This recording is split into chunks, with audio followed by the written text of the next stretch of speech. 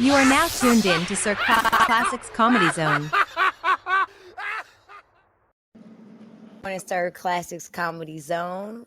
Interview with comedian Jiwan Kapp. I am your interviewer, comedian Valenese B. Jiwan, am I saying that correctly? Yes, yes. All Hey. right, all right. Thank goodness. Because I have one of those names too. So I hate to butcher Okay. somebody's name. Yeah. And I'm you probably hear my little girl in the background as well. How old Full is it time. a boy or girl? Nah, she's it's a girl. Oh, okay. She's How old is two. she? Two. Oh, she's at that stage. She sounds like a daddy's girl. Yeah, she is. I can hear it. I She can hear it. is. She is. So, how are you doing this evening? I'm doing well. I'm doing well. Finally got an off day. Currently on the MIA tour. Okay. Um, yeah, so that's been keeping me busy. And yeah, happy to stop by the Sir Classic Comedy Zone to just catch up. We are happy to have you. So, I won't take too much of your time. We can jump right in this. So, you know how you do interviews and they always ask you, when did you decide to be a comedian and, Yeah, all that good jazz. So, for me, as a comedian, I don't think that we choose to be comedians. I think yeah, that comedy chooses us. So, yeah. when did you realize that comedy chose you? Honestly, when I was younger and I was doing prank phone calls, Lord. and and I used to do prank phone calls, and I just enjoyed making people laugh. Um, and yeah, I never thought it would be possible though.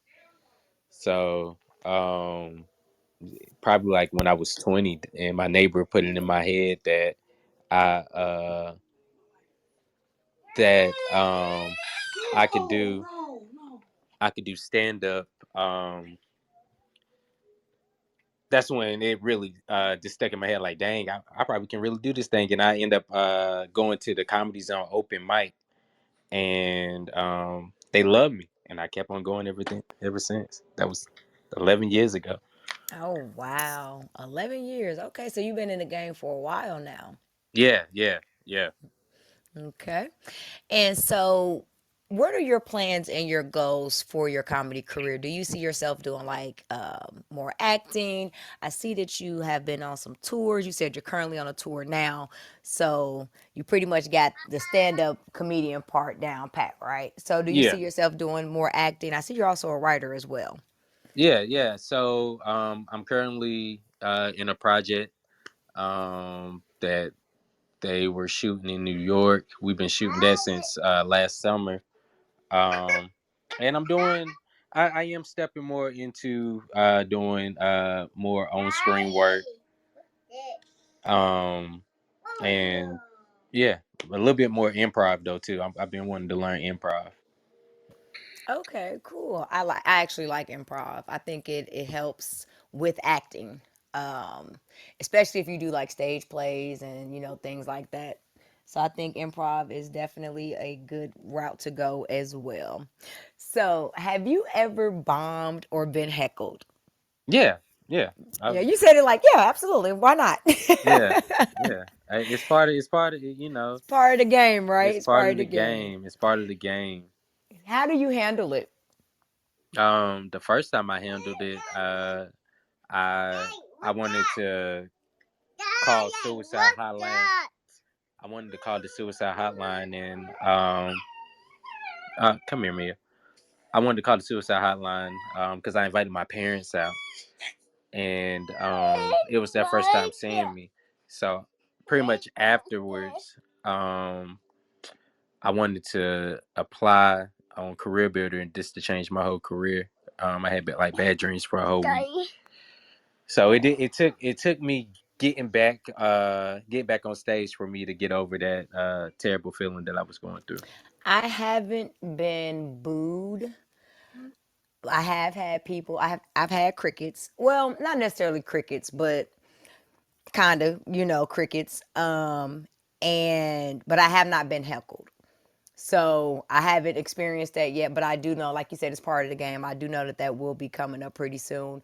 when I bombed, I actually cursed the crowd out and went home and was like, I'm done. I don't want to do this shit anymore. Like, I don't even Yeah, care yeah. about, like, I've I was had like, I a don't even show. care about stand up comedy. Like, I'm not even a comedian for real. I've had a show like that before. So yeah, it was my second time. It was my second time on stage, and I did not do well. And I cursed the crowd out and told them I was like, I can go. I said, if y'all didn't come here to laugh, I can go sit my fine ass down. And that was kind of me. Yeah, it was kind of. It was kind of me shooting my shot at these other two girls that wasn't laughing. That was ugly. So I was like, I can go Yeah. sit my fine ass down. And that was my way of calling them ugly Yeah. without saying it. Yeah. So, Yeah. so how do you prepare for a show? Um, I really don't have no routine. I try like anytime that if I'm on the show, I'm probably not gonna if you're a performer in front of me, I'm probably not gonna watch your set. Because I don't know, I just never like watching other people perform because I'm like so anxious to get on stage. But after I get off stage, I'm ready to enjoy the show. But before the show, I just like to be to myself because I never know what I'm gonna say because I don't write my jokes. So every time I'm walking towards the stage in my head is like, all right, what am I about to say? So whatever I start off with, that's how I just allow the show to flow from there. So you say you don't write your jokes? No. Interesting. Yeah. Okay, let's Yeah. unpack this. So, do you have, okay, please tell me. I mean, well, I just when I first started doing comedy, I was more so writing and I would do bad. I would do bad because I'm trying so hard to remember exactly what I was writing word for word that I end up messing up. So I was just like, shit. I like a more organic, authentic laugh, and I just go up there. I do have. I talk about 98% of my set is real life, so I'm just up there, just really, utilizing stage as my therapy. So I got a basic of a set that I put together, but I feel like if I did write my jokes, I would be like a beast. Okay, okay. And the reason I find that interesting is because I had someone helping me write my set. And when I would perform it, it did not feel natural. And I was like, I do much better when I just get up here and start talking and telling my story. And, I do try to use the same verbiage because there's certain words that I use that people remember me by. So I have a hobosexual joke. So if I don't use the word hobosexual, it's like taken away from the joke completely.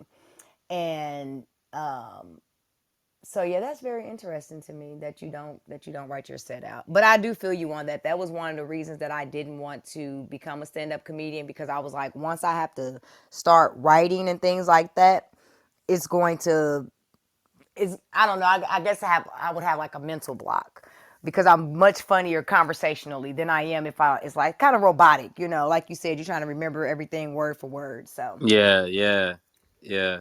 and you end up I know for me trying to memorize my set and get up there and say it how I wrote it out does not work. Like when I get up there, I'm trying to remember. I did a show not too long last month, and no, in February, and I had actually wrote shit out on my hand, like, and they thought it was part of my set. I was like, I told y'all I was new at this. I got to look at my hand and remember where I'm at. And they thought that it was part of my set. I was like, no, I really wrote my jokes on my hand, you guys. It's really on my hand. See? So, what do you have coming up right now? um, right now, I just did Charlotte at the press box. I got Andrews, South Carolina. We got that coming up next April 8th, and then Orangeburg, South Carolina. We're filming April 9th. Um, I want to shout out to my two sponsors though on my MIA tour. Jeremiah V, the V store, they're sponsoring my fedora hat, and Little Lady Sweet Shop. It's actually both of my daughter's cotton candy business. So proceeds of the cotton candy on my tour is going to child support. to their bald headed mama. So y'all definitely support. They had hair when you was with them. Don't be calling them bald head Yeah, now now. she bald headed. She bald headed by choice. I'm gonna go ahead and say that she's Okay. bald headed by choice. She cut her hair after the breakup. Sent me a picture, Oh and yeah. I replied back to her. And I was like, well, that was real silly because now we about to be dropping the baby off looking like the Wayne brothers. So Look, you must have put her through a lot for her to cut her hair. yeah, nah, she put me through a lot. My whole damn Oh. hairline is gone. She Oh put me through a Lord. lot. Yeah. You sound like my son's father. He started going bald and he swear it was me. I was like, dude, your dad has a receding hairline. Like, how you gonna blame me for your family members' hairline receding? So it's my fault. Okay. Just like everything else, gas prices, slavery, all that's my fault too, right? Yup, So yup. always our fault. So if you had to give a newbie some advice, someone like myself, I still consider myself a newbie. I'm an amateur. I'm 1 year in the game, and I took a whole month off, so I'm like 11 months in the game for real. So what would you tell me? What would be your advice to me getting started with a stand up comedy career? I say have fun. Just the whole goal is to have fun. Have fun. Everything comes, over time. Longevity is key. So just take in everything that the grind throws at you and embrace it. Having fun is especially important. Yeah. Especially important. I think for me, the fact that I'm looking at it to just have fun makes it easier because I see some people like they really stress. They like I ain't got booked for no shows, and it's April. I'm like it's still March. Calm down. Like tomorrow's another Yeah. day. Like Yeah. damn, Yeah. tomorrow's another day. Maybe these people don't have their budget for April yet. You don't have to be. Well, I get it. This is their bread and meat, so I get that. Yeah. Yeah. Yeah. But Yeah. for Yeah. Yeah. me, I'm a tax preparer, so my bread and meat comes from that. Okay. And yeah, and then I do semi well enough to be able to play around for the rest of the year. So, I know that's right. I so I'm know trying that to is get like right. I'm trying to get some sponsorship, some investors. Wow, Yeah. Yeah. Yeah. Yeah. for real. So, what do you think are some of the mistakes that newbies make when they get into the business? Um, mistakes. Relying on your support system because a lot of people when you first start off, a lot of people come out and they support you or whatever, and they get big headed because it's people that know you, so of course they're gonna laugh at your jokes. But now when you go to another city that you ain't got nobody or whatever, yada yada, that ego. A lot of I would say it's an ego thing. Don't get such an ego coming in the game. Um, Another mistake I feel like new comedians make is getting a manager. What you need a manager for? What are they managing? Yeah, you only been a Your comedian open for mics? 2 days. Right. Like they're managing your open mic nights that you're getting ready to go do. Yeah, yeah. So so when okay, I think one of the mistakes that I made is that I kept going to open mic nights and it was nothing but comedians. Like if it was an audience, it was maybe about two or three people Oh who yeah, that's probably the just grind. yeah, it's part of the grind, but it also is I feel like they're by them being comedians and they're looking at us sometimes they'll look at you as competition and they won't laugh at your joke so you're standing up there like giving it your all and you're like I know this is funny or whatever and sometimes it's not even ego it's just like it's really funny and they won't laugh just so you'll feel like it's a bad joke you know what I mean so you'll kind of scrape it or whatever and I've even seen other comedians I've seen people come out and watch comedians and then they will go to another open mic or even get booked and they would do damn near that person's set. Like they would steal their jokes. Oh yeah, Yeah, yeah. You, like where you at? I'm in Atlanta. Oh yeah, yeah, yeah. I hear that. I hear Yeah. that. That's what goes on down there. Yeah, I actually someone told me they were like somebody's using your homosexual joke. It's a guy. I was like, interesting. What's his name? Like, cause I will run down on him. all about my homosexual joke. Like that is my joke, sir. What you mean? You a homosexual too now? Okay. Which you probably were or are, but you're not gonna take my word and just run with it like that. Yeah, yeah, Yeah. yeah, Yeah. So how do you feel about that? Have you ever had that happen to you? yeah, yeah. That's happened. Um, I find it flattering. But I really don't, I don't even that like pay too much energy into it.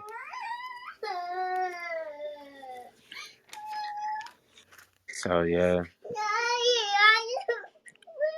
How would you describe your style of comedy?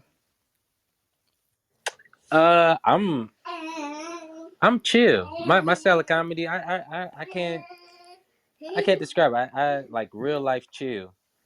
Real life chill. I talk about this, what y'all hear in the background. Being a dad, uh, doing comedy full time, not by choice, because I just couldn't keep a real job. Mm. So, yeah. Now, why can't you keep a real job? Well, I don't know. I really don't know. My last job, they fired me because my granddad, he died twice in a week. My lives just be Mm. getting crazy. Yeah. Yeah. You have to use other people. You can't keep using granddaddies. Can't keep using the same person. I forgot. That's the problem. I forgot. Oh, Lord. That is terrible. That is absolutely terrible. You have to keep up with your lies, sir. You just have to. Excuse me.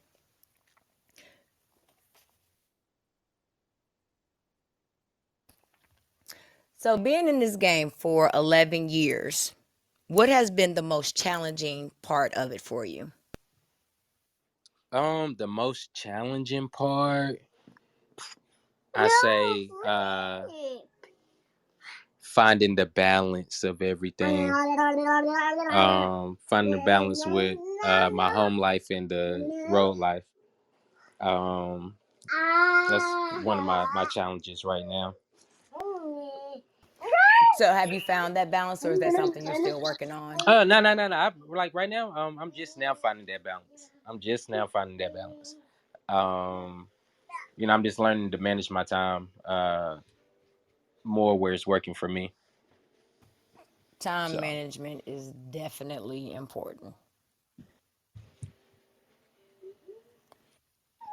So, as far as the business side of entertainment goes, have you ever thought about tapping more into that? yeah, that's what I do. Uh, my production company is Goof Camp. Oh, Giving so that's others yours. Okay. yeah, giving Okay. giving others opportunities first is what we do. We've been doing that since 2014. Um, we created a platform where people can go ahead and just thrive. Whatever you want to do, go ahead and do it. It's a no judgment free zone. Um, and we've had people like Ryan Davis who started from Goof Camp. Had people like Paris Sachet who's killing the game right now. Grace the Goof Camp stages. Michael Blatson, Shawty has done Goof Camp shows in the past. But yeah, I learned the business side of the game uh, at the beginning because I just started looking at numbers and start realizing that like all these people are coming to the show for me, and I'm only getting paid $60. How can I capitalize off this?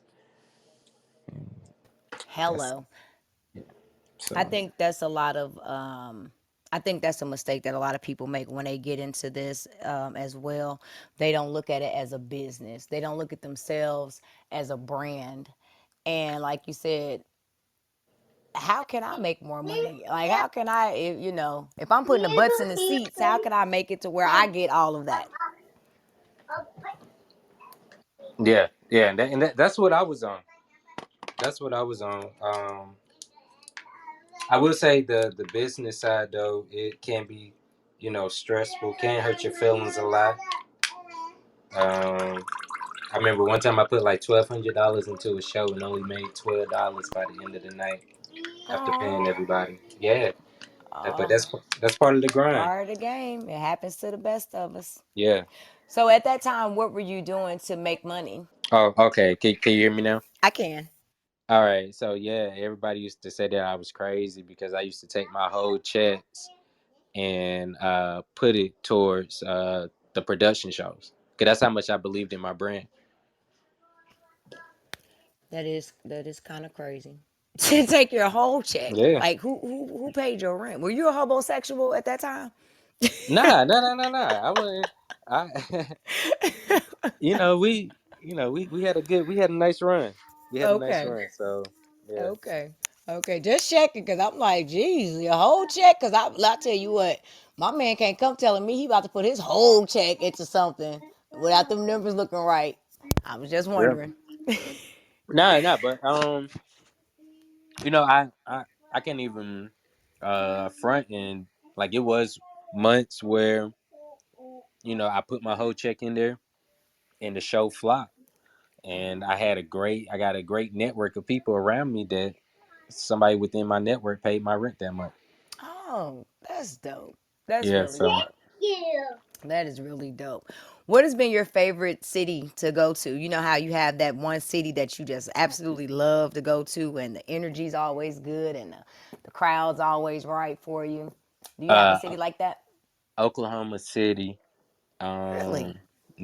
Yeah. Actually got a great fan base there that supports a lot that I do, and they come out in numbers. But the energy there and the people there, I like the environment. I love Atlanta.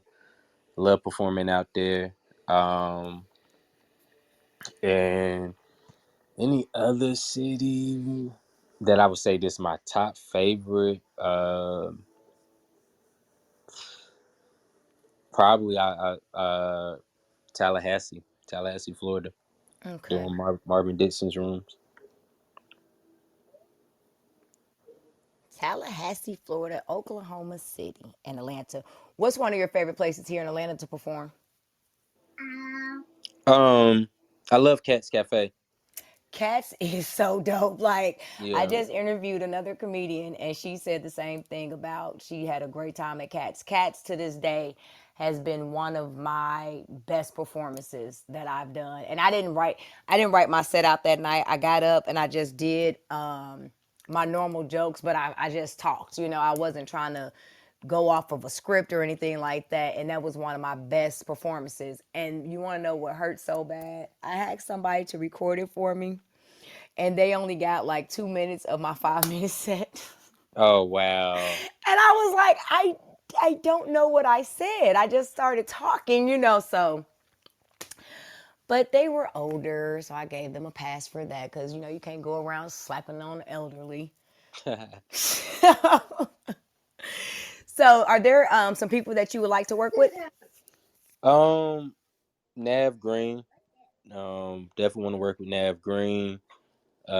Jet Wilson, Paris Sachet. I'm looking to work with her again. We got something popping this summer. Um, there's a lot of comedians. I want to work with everybody who working out here I because know that's right. I be inspired. So I know um, that's right. yeah, this MIA tour because I am going missing in action.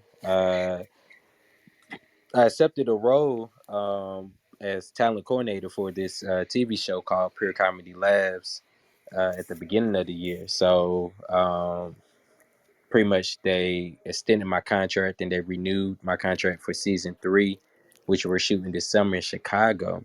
Okay. So yeah, so I'm telling people now because I'm about to be busy. I'm about to be busy doing behind the scenes work. Come on out and see me live now. Okay. So I'm not So lying. let us know some of your tour dates. Congratulations on that, by the way. Oh, appreciate that. You're Appreciate that. welcome. Yeah. So the MIA, if y'all go to No Cap Comedy, KNOWKAPPKOMEDY. It's the new KKK because we lynching you with the truth over here. But Oh, okay.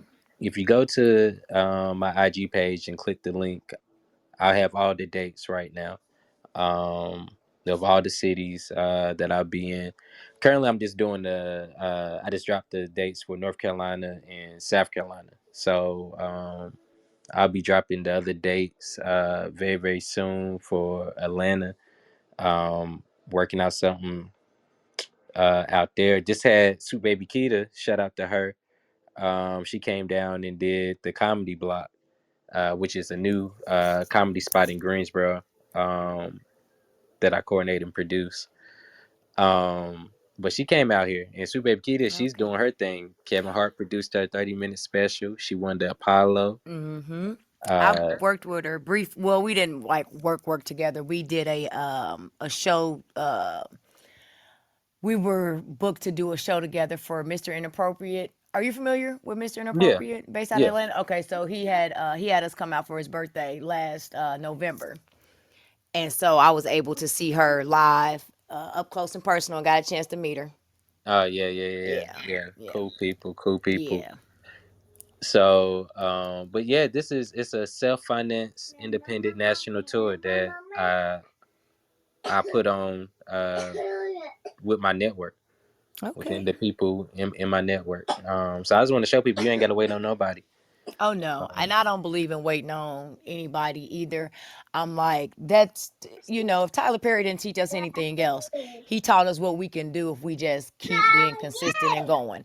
And like you said, investing 1,200 and only making $12 out of it is part of the game. That's how it goes. It's how it goes. But yeah, we definitely don't sit around and wait for people to make things happen for us. We make it happen for ourselves. that's right. So if you can go ahead and drop your socials so everybody will know where to find you. And if you have anything else that you want to plug, please do so.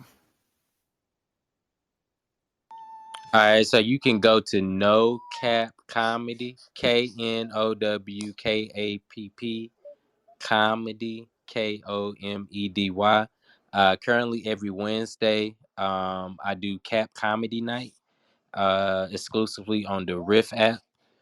So download Riff, RIFF. It's our new virtual comedy show that we do every Wednesday, 9 p.m.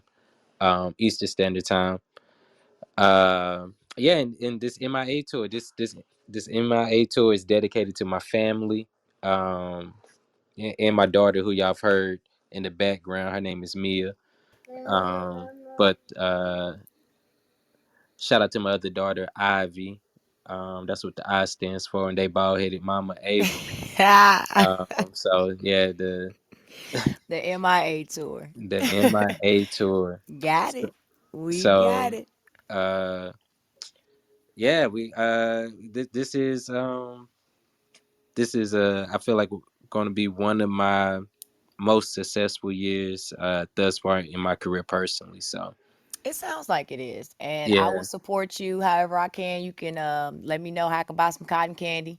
And Oh yeah, facts. Yeah, shout out to yeah, Little Lady Sweet Shop. yeah, yeah. I will definitely support any way that I can. I am Valenese B. You all have been listening to Sir Classic Comedy Zone interview with comedian Jiwan Kapp. I'm Valenese B. You can find me on all platforms, VALENESEB. And I appreciate you taking the time to come and kick it with me this evening. You have a wonderful rest of your night. Yes, appreciate y'all. Appreciate y'all. Shout out to Sir Classic for inviting me on this platform. Yeah, and shout out to my baby. She about to go to sleep now. So All right. Well, good night, baby. all right, You have a y'all. great night. You are now tuned in to Sir Classics Comedy Zone.